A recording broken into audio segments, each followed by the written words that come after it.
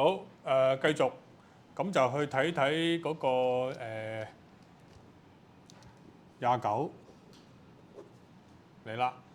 佢話俾一個 f(x) 俾你喎，我哋自己抄低佢嚇，即係人哋俾晒你㗎啦嚇，條式幾複雜都好啦，佢俾你嘅我哋就唔好去煩佢啦，直接抄嚇，加 k 呢度。咁題目同我哋講咧 ，f1 等於負6，叫我哋 A part 計嗰個 k 出嚟。f1 喎等於負6喎，照寫。咩叫 f1 啊 ？f1 咪就係逢呢啲 x 嘅地方代個1落去咯，明唔明啊？負6啊照寫 f1 逢 x 嘅地方代1，即係咁樣樣。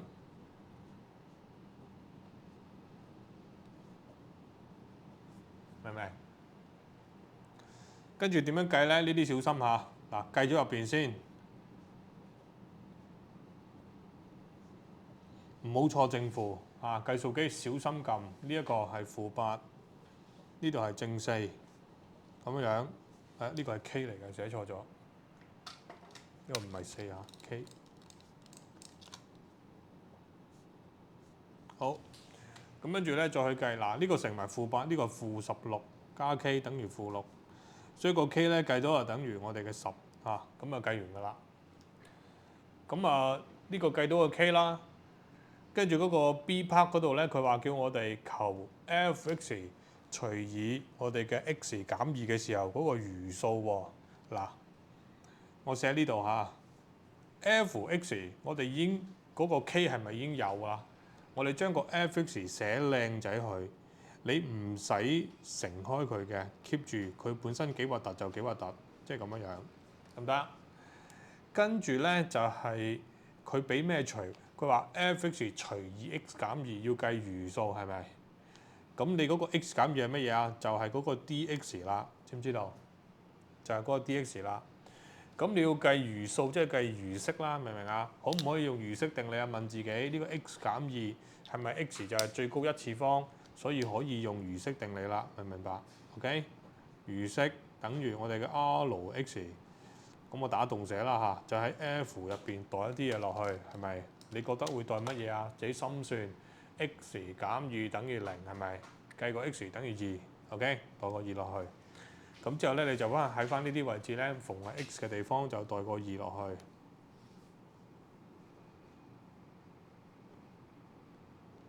得唔得？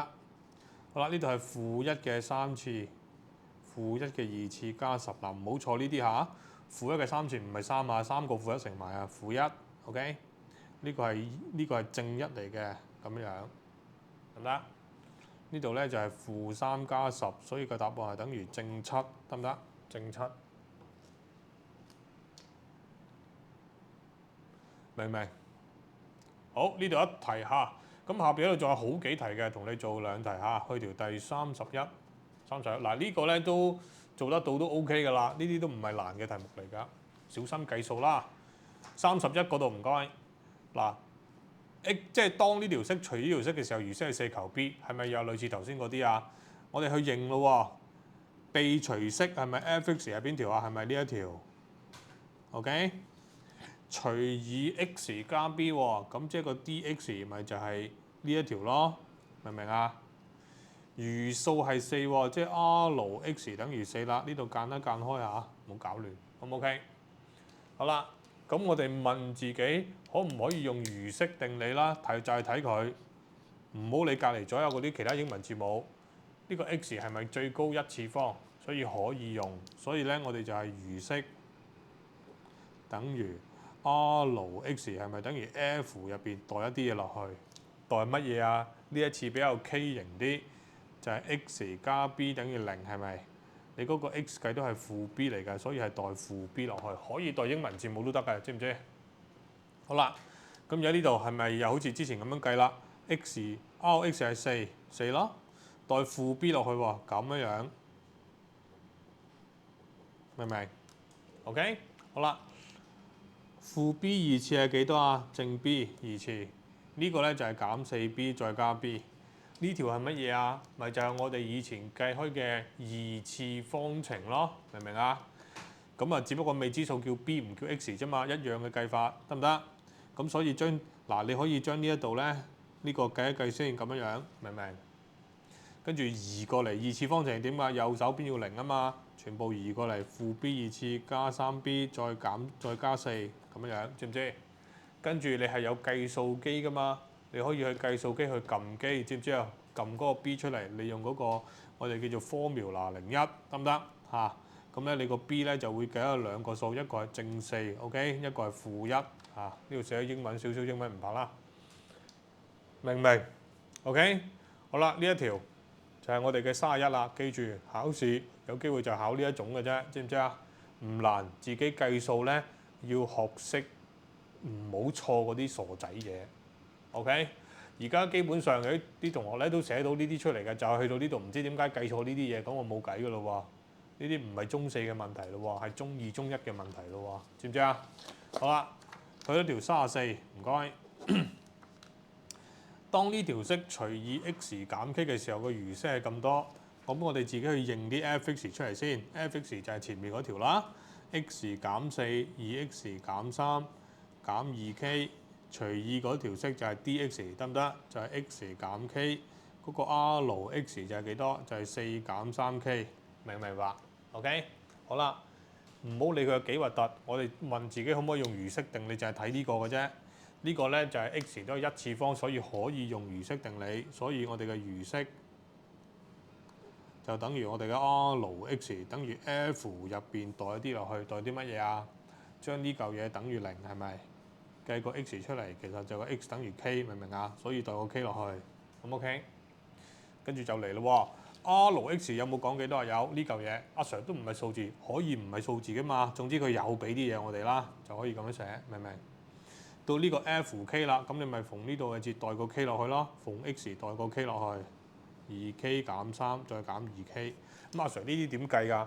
全部爆開晒佢化簡，知唔知道？呢啲爆開晒咧，你就要小心咁樣乘咯喎。OK， 唔好乘錯呢啲嘢啦。如果唔係就大鑊㗎啦。OK， 呢度 3k 減 8k 加12減 2k， 呢度咧寫住先，唔好咁急移項過去。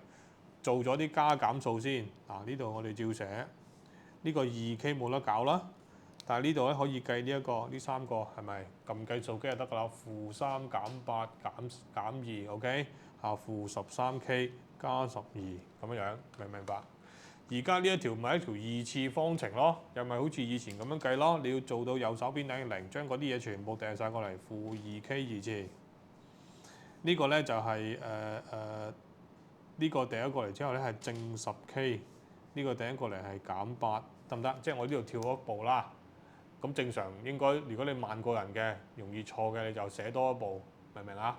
唔好，總之唔好跳嚇，唔好跳，尤其是呢啲容易乘錯，知唔知啊？好啦，呢度咧你走去我哋除翻個-2先，令到佢變咗個靚仔數字 ，OK？ 咁而家咧先至係入機咧，你就會計得到 k 咧係兩個靚數，一個係4，一個咧係1。OK， 咁就計完啦。嗱，呢種咁嘅題目咧，你發覺咧佢係拉埋落去我哋嘅二次方程嘅解方程嗰個步驟嗰度做㗎。所以記住啦，解二次方程係一定要識㗎，唔可以唔識㗎，知唔知啊 ？OK， 你用計數機又好，或者你係要用呢個自己去做因式分解都好，你都一定要識得解二次方程。如果唔係咧，你就係識得淨係咁代咗呢度咧，代完之後就唔識得計，咁就出事㗎啦，又明唔明啊 ？OK， 好啦，嗱呢度咧同你做咗呢幾題，剩翻30、32、33咧，你可以揀2題做一做，唔該。